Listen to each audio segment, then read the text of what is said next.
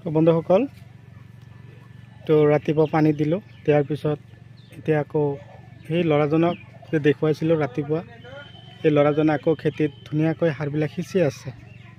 সাৰ আৰু দানা মই কৈছোঁ যোৱাকালি ৰাতি আনি থৈছিলোঁ যে। তো এয়া চাওক, ল'ৰাজনক সাৰবিলাক আৰু দানাবিলাক সিঁচিব দিছোঁ, কিমান ধুনীয়াকৈ সিঁচি আছে।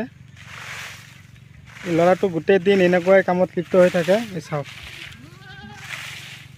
এতিয়া আকৌ পোকৰ ঔষধ স্প্ৰে কৰিব। তো মানে কথাটো কি হ'ল, আজি গোটেই দিন আমি মাকৈ খেতিতে খটাই দিলোঁ। ৰাতিপুৱা অলপ পানী দিলোঁ, ইফালে আজি শুক্ৰবাৰ নামাজত গৈছিলোঁ, নামাজৰ পৰা আহি কিনে আকৌ এয়া ল'ৰাজনৰ লগত অকণমান হেল্প কৰি দিলোঁ।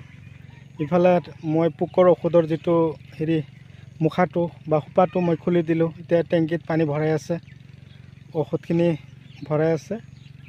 তো ল'ৰাজনে সাৰ সিঁচাই শেষ হোৱাৰ পিছত আকৌ খেতিত ঔষধ স্প্ৰে কৰিব। তো দুপৰীয়া পানীখিনি দি ঘৰত গৈছোঁ, আহিখিনি চালোঁ যে ছাগলীয়ে এয়া বহুতে এটা গছ খাই দিলে। তো মাকৈ খেতিৰ দানা ঔষধ যদি লগা হৈছে আপোনালোকৰ যোগাযোগ কৰিব, যাতে এনেকুৱা ধৰণৰ উন্নত ধৰণৰ মাকৈ আমি চবে মিলি খেতি কৰি আগুৱাই যাব পাৰোঁ, তাৰে কামনা লৈ আজিৰ ভিডিঅ' সমাপ্ত মাৰিছোঁ। পৰৱৰ্তী ভিডিঅ'ত পুনৰাই লগ পাম। Bye bye.